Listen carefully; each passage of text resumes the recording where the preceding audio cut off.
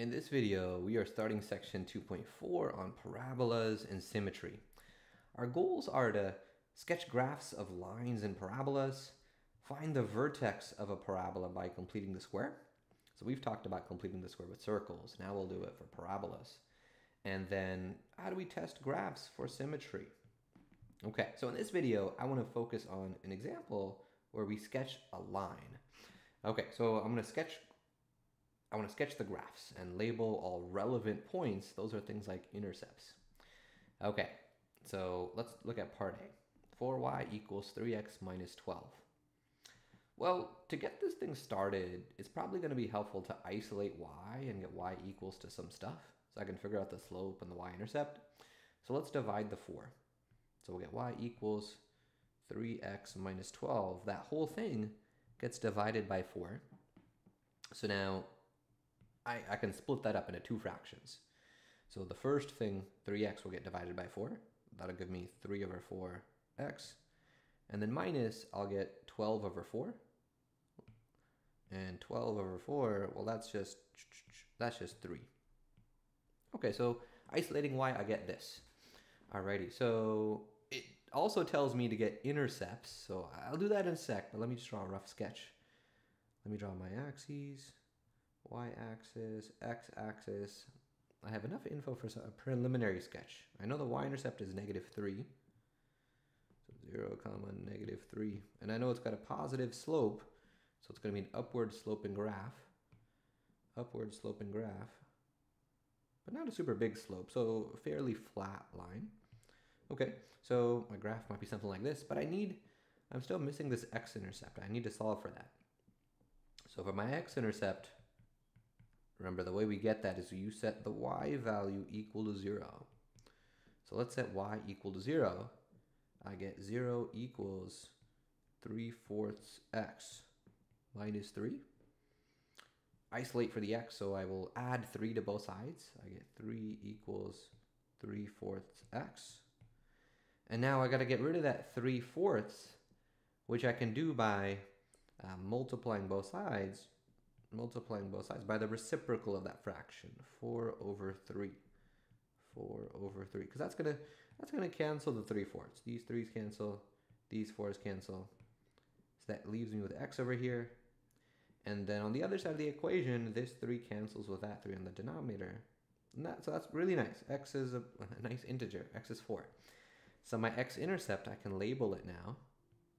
It's 4, 0.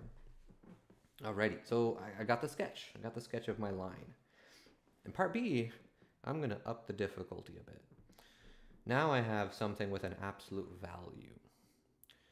So one of the things that I want to observe about this equation is, well, it looks very similar to this equation in part A. In fact, this 1 over 4 that I have in front of the absolute value, that 1 over 4, I could have easily written that just as the absolute value of 1 over 4, because that's just positive 1 over 4. So, and if I have one absolute value times another one, I can write the whole thing as just one big absolute value and multiply their insides together. So if I multiply 1/4 times 3x minus 12, well, I'll get 3x minus 12 all over 4. So what I have now is, my function is, it's the absolute value of my function from part A. So to graph this, I need to know, well, what happens to a graph when I just kind of like absolute value the whole formula? So let me just set myself up. Let me draw some axes just so I can get ready for the picture. So one of the key ideas, one of the things I remember about an absolute value is, if I plug in a positive number into an absolute value, like 6, well, I just get that number, 6. But if I plug in a negative number, like -7, it'll change the sign and make it non-negative. It'll turn it into a +7. So graphically, what's going to happen is the absolute value is going to make those negative y values. So when this whole thing ends up being negative, it's going to turn them positive. So graphically, where are the negative y values? They are down here in my graph. Those negative y values are going to turn positive. So instead of being down here, they are going to get turned positive and flip up like that. So graphically, what I say is we reflect the part of the graph that is below the x-axis, and we reflect it across the x-axis. Okay, the part of the graph where we already have positive y values, that doesn't change. The absolute value is not going to affect them. So let me draw that first. From 4, 0, this part with positive y value stays exactly the same, but the other part with negative y values, that gets flipped up. So that now looks like this. It flips up and it looks like that. And now that changes this y-intercept to be 0, positive 3.